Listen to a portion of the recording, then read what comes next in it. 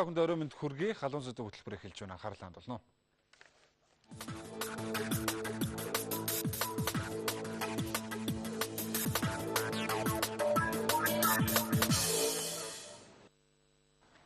Монгол улсын геологи хайгуулын салбарынхан 2 өдрийн турш чуулаж, салбарын өмнө тулгамдж байгаа асуудлуудыг хэлэлцсэн. Тэрнээс гарах шийдлийн талаар ярилцлаа.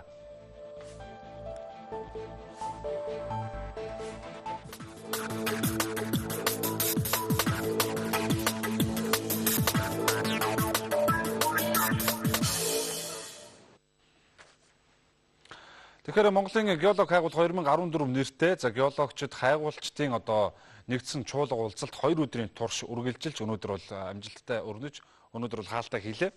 Тэгэхээр Монголын геологи хайгуулын салбар гэдэг бол Монгол улсын хувьд бол маш чухал салбараа гэж хэлж болно. За яагаад гэвэл Монгол улсын нийт эдийн засгийн томоохон дийлэнх хэсгийг уул уурхайн салбар бол бүрдүүлдэг. За уул уурхайн салбарын өмнө геологи хайгуулын салбар бол явж байдаг. Өөрөөр хэлэх юм бол томоохон ордуудыг эдийн засгийн ач холбогдол бүхий тухайн улсад экспортын орлогыг нэмэгдүүлж байгаа тэр улсыг тижээж авч явж байгаа тэр ордуудыг нээж илрүүлдэг мэргэжилтнүүд хүмүүс бол геологчид хайгуулчид байдаг юм аа. Тэгэхээр геологи хайгуулын салбар сүүлийн жилүүдэд ямархуу байдалтай болсон бэ гэдэг асуудлыг энэхүү 2 өдрийн туршид геологчид хайгуулчид маань бол ярилцлаа. За энэ өнөөдрийн байгаа нөхцөл байдлаас бас хэрхэн яаж гарах вэ гэдэг шийдлийн талаар бас өнөөдөр ярилцсан юм.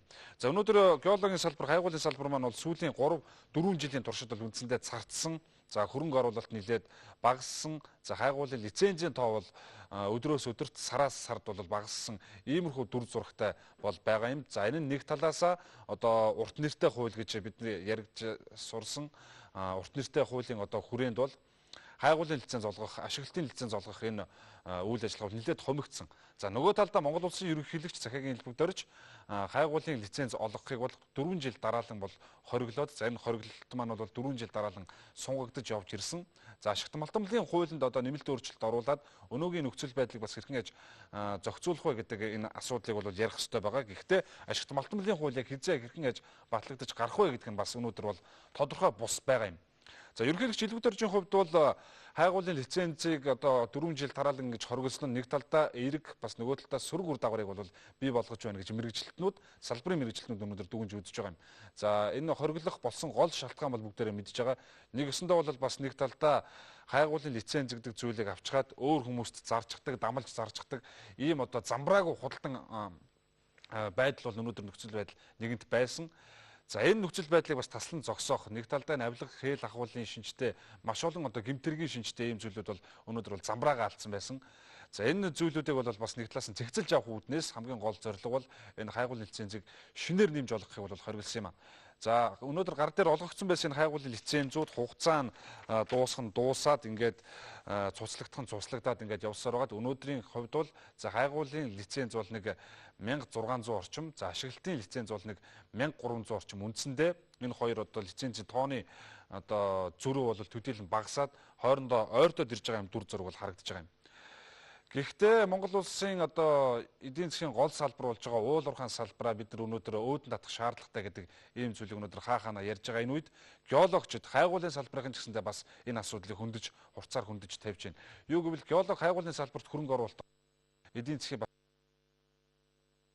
талдаа мэдээж эерэг байгаль орчны нөхөн сэргээлт гэдэг зүйл маань бол явах нь зүүн хэрэг. За бас хяналттай, хариуцлагатай хайгуулын үйл ажиллагааг бол явуулах нь зүйтэй маа. Гэхдээ өнөөдөр хууль эрх зүйн орчин хэрхэн яаж өөрчлөгдөх нь вэ гэдэг нь бол тодорхой бус байгаа учраас энэ хуулийн орчныг бол хүлээж байна. За энэ салбарт маань өөрөө бас нэг талаас асар их хэмжээний хөрөнгө оруулалт шаарддаг. Нөгөө талдаа бас асар их хэмжээний эрсдэлтэй ийм салбар байдаг, ийм онцлогтой.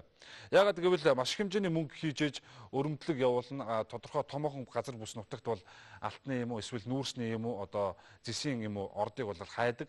За асар их хэмжээний мөнгө зарцуулаад хайгаад байдаг эцэст нь юу ч олохгүй байх тохиолдол удаж байдаг. Эсвэл тодорхой орд олсон байлаа ч гэсэн тэр орд нь эдийн засгийн хувьд бол ач холбогдол муутай буюу уурхай байгуулад ингээд ажиллахад ашиггүй байхаар хэмжээний нөөцтэй мордууд байх нь ч бол илбэг байдаг. Тэгэхээр энэ бол нэг талдаа казино тоглож байгаатай адилхан гэсэн үг. Өөрөөр хэлбэл бооцоо тавьж байна. Тэр бооцоог алдаж магадгүй, үндсэндээ хожиж магадгүй гэсэн үг. Тэгэхээр энэ ийм бэрхшээлтэй ийм одоо салбар байдаг. Тэгэхээр энэ талын одоо энэ хөрөнгө оруулалтын асуудлыг хэрхэн яаж шийдэх вэ гэдэг зүйлийг уул уурхай яамны геологийн хилцээний даргын ярианаас сонсъё. За хөрөнгө оруулалт бол нэг талдаа хувийн эмчлийн хөрөнгө оруулалтыг татах. За нөгөө талдаа бол төрийн одоо төсвийн хөрөнгө оруулалт гэж бол байдаг. За төсвийн хөрөнгө оруулалтыг бол мэрэгчлэнүүд бол бас үзэхдээ төсвийн хөрөнгө оруулалтаар төдийлөн хайгуулыг хийж хайгуулын үйл ажиллагааг нэмэгдүүлэх нь бол бас нэг талдаа эрсдэлтэй байдаг. Яагаад гэвэл төсвийн хөрөнгө мөнгө гэдэг бол татвар төлөгчдийн мөнгө байдаг. Учраас татвар төлөгчдийн мөнгөөр бооцоо тавьж ингэж одоо эрсдлийнх нь бол бас тийм ч зохимжтой зүйл биш байдгаа гэсэн юм зүйлийг эдийн засагчид төр за геологийн хайгуулын салбарын төр бол хэлдэг. Тэгэхээр энэ дээр бол гадаадын хөрөнгө оруулалт, за хувийн эмчлийн хөрөнгө оруулалт бол давмгаалсан байх нь зүйтэй. За нөгөө талаасаа төрийн одоо төсвийн хөрөнгө оруулалт тодорхой хэмжээнд бол бас байх нь зүйтэй маа. Гэхдээ энэ төсвийн хөрөнгө оруулалт жилээс жилд нэмэгдэх юм уу, аль эсвэл хумигдах юм уу, ямар бүтэцтэй ер нь байхаар одоогийн яригдж байгаа хуулийн төсөл дээр хэрхэн яаж төсөөлж байна вэ гэдэг асуудлыг уул уурхай яамны геологийн хэлтсийн бодлогын хэлтсийн даргаас тодрууллаа.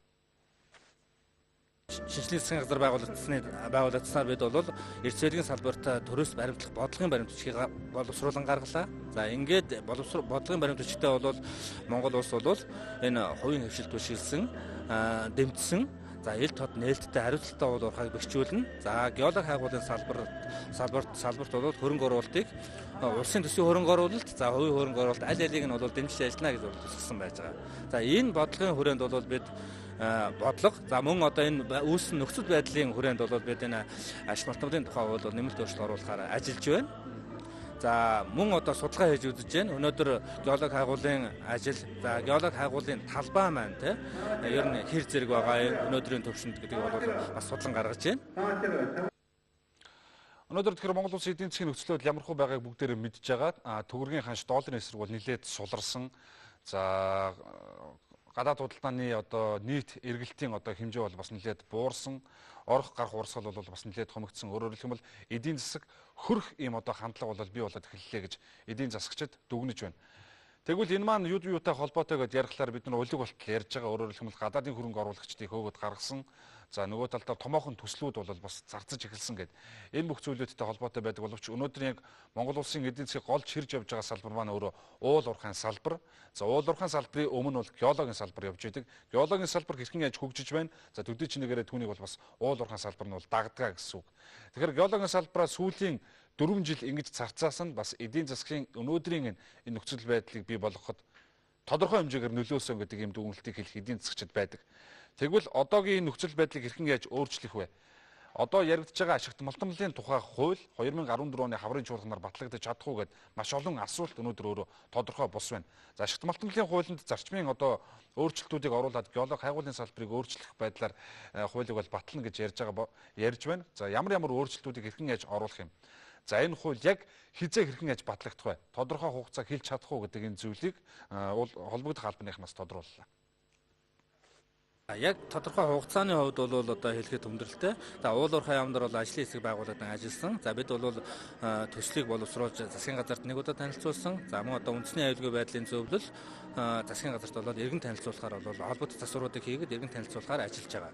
За энд бол бид бол зарчмын хэд хэдэн бас өөрчлөлтүүдийг оруулж байгаа. За гол зорилго нь бол өнөөдөр үүсэж байгаа энэ хайгуулын сошиал олгохдохгүй байгаагаас шалтгаалаад энэ хайгуулын ажил хумигдж байна. За хайгуулын одоо үйл ажиллагаа эрхлэх талбай байхгүй болсон. Энэ одоо гацааг гаргах зорилготой байж байгаа. За нөгөө төгөр бол бид эрс зэвлэгийн салбар төрөөс баримтлах бодлогын баримт бичиг, за засгийн газрын мөрийн хөтөлбөр гэдэг олон одоо эрх зүйн шинжилэл бол хийгдсэн. За энэ шинжилэлүүдийг бол энэ хуульд бол тусгаж оруулж өгөх юм одоо нөхцөл шаардлага бий байгаа. Геологийн салбарын хайгуулын салбарын өнөөдөр өрөмдлөгийн маш олон одоо үндэсний томоохон компаниуд бол Монголд бол байдаг. За 2010, 11 онд 11, 12 онд уул уурхайн одоо бас идэвхжил ер нь эдийн засгийн идэвхжил гайгүй байх үед өрөмдлөгийн компаниуд бол дагаад бас тодорхой хэмжээний ажилтай. За өрөмдлөгийн ажил хийдэг хүмүүс бол орлоготой. Нэг талдаа бол ажлын байр бий болсон.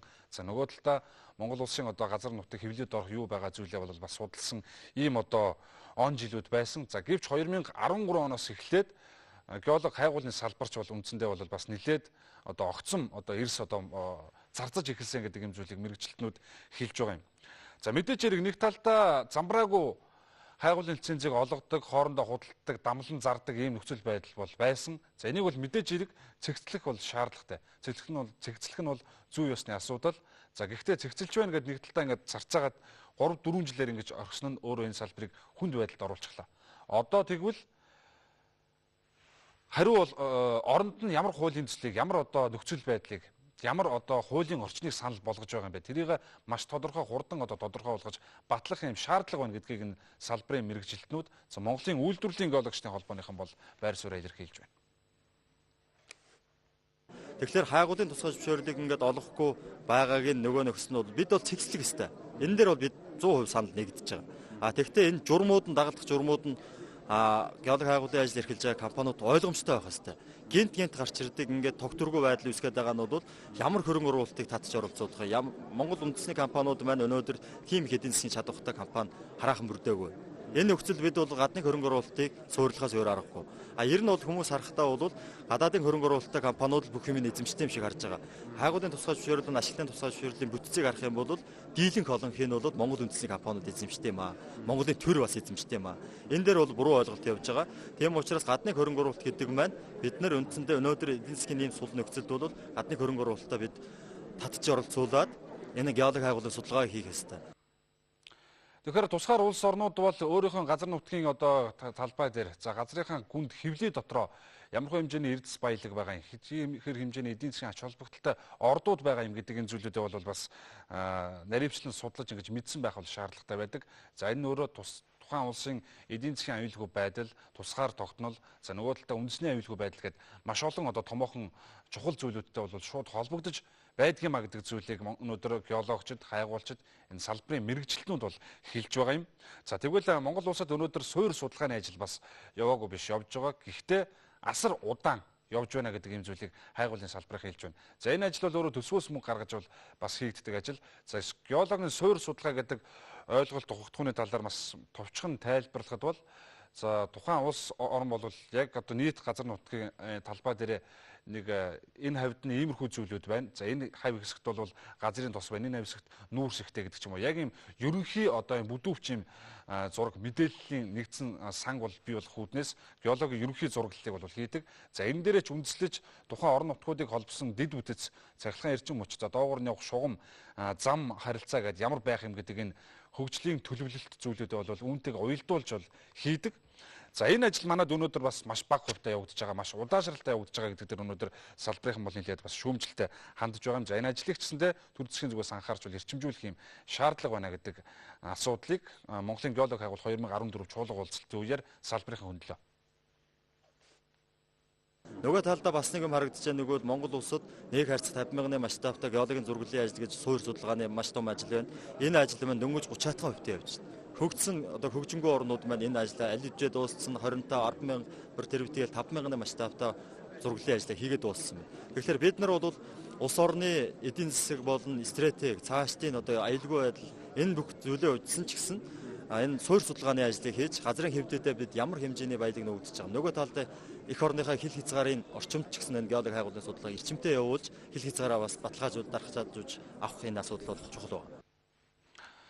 Тэгэхээр тунгадахгүй ашигт малтамлын тухай хуулинд нэмэлт өөрчлөлт оруулах энэ хуулийн төслийг бол улсын хурлаар хилцэж эхлэхээр өнөөдөр ажлын хэсэг уул уурхай яамн дээр бол нэлээд идэвхтэй ажилласан.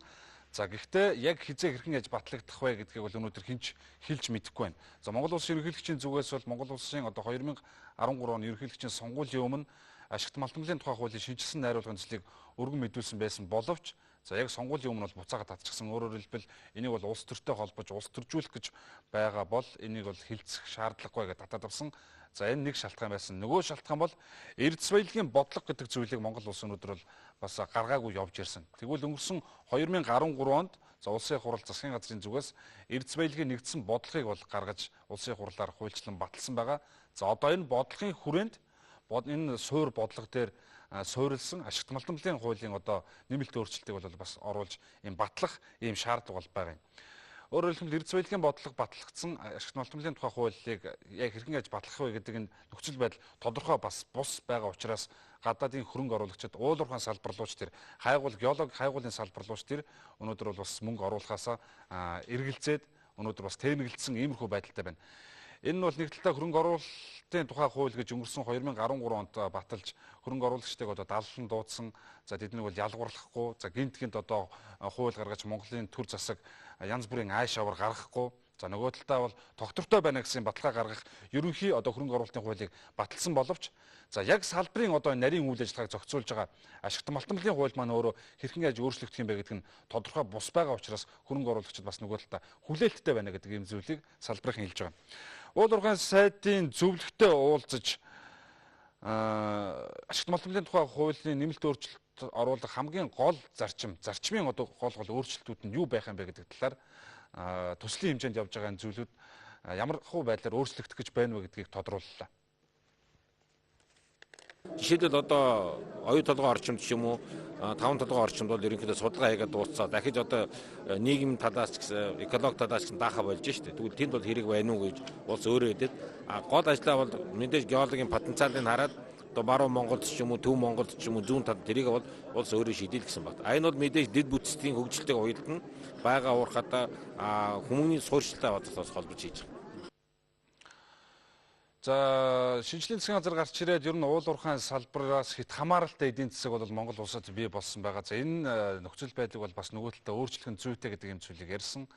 Мөрийн хөтөлбөр бодлоготооч бол бас тодорхой тусгасан байгаа. За энэ бол нэг талаас зүйтэй гэдгийг эдийн засагчид дэмжиж хэлдэг.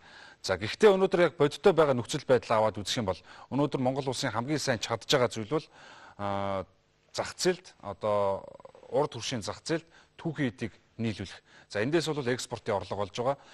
Энэ экспортын орлогыг хэвийн олдог. Энэ өөрийнхөө чадж байгаа зүйлийг хэвийн үргэлжлүүлж ингэж чадах бол шаардлага байна. Ингэсний дараа тэр дараачийн эдийн засгийг солонгоруулах бусад одоо салбаруудыг хөгжүүлэхэд мэдээж хэрэг дахиад мөнгө хэрэгтэй. Тэгэхээр энэ мөнгийг бий болгохын тулд өнөөдөр чадж байгаа зүйлээ чадсан шиг чадах хэрэгтэй байна. Бусад салбаруудаа дэмжин одоо уул уурхайн салбараас хэд хамааралтай бус байна гэд өнөөдөр чадж байгаа зүйлээ чадхаа болчих болохгүй гэдэг ийм одоо дүгнэлтийг хэлэх эдийн засгчид бол өнөөдөр маш олноороо байгаа. За нэг талаас за нөгөө талдаа бол гадныхан бас нөгөө талдаа хуулийг хүлээгээ зогсчихлоо. Өөрөөр хэлбэл гадаадын одоо шууд хөрөнгө оруулалт бодиттой одоо төр засаг бодиттой үйлдэлийг хараад ингээд хүлээгээ зогсчихлоо гэдэг ийм зүйлийг хэлж байна. Өнөөдөр Монголын одоо газар нутгт төр үйл ажиллагаа явуулж байгаа Монголын томоохон төслүүд дэлхийн одоо олон улсын хөрөнгийн биржүүд дээр бол гарчсан байгаа.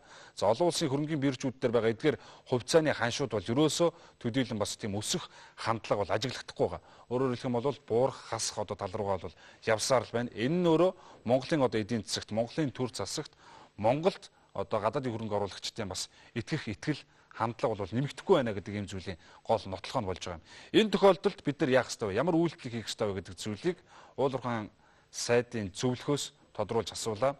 За тун сайхан Канадын Торонтод бол жил болгон болдог юм томоохон уулзалт бол болсон байгаа. Геологи хайгуул уул уурхайн салбарынхны. За энэ салбарын энэ уулзалтан дээр Канадад болдог томоохон уулзалт дээр Монголын тухай бас нэлээд яриа хөрөө бол болсон байна. За энэ талаар одоо бас уул уурхайн сайдын зөвлөх ямар мэдээлэл өгөх гэж байна. За үүн дээр энэ яригдсан асуудлуудтай холбоотойгоор манай засгийн газар улсын хурал бас ямар бодлогуудыг авч хэрэгжүүлэх ийм шаардлага тулгамдаад байгаа юм бэ гэдгийг хүндсэн юм. За сая бол нөгөө Канадад болсон нөгөө жил бол уламж одоо геологи уурхайн хамгийн том цуглаан болсон шүү дээ. PDAC гэж Торонтод. Тэнд одоо Монголын төлөөлөгч очсон нэлээд том бүрэлдэхүүнтэй.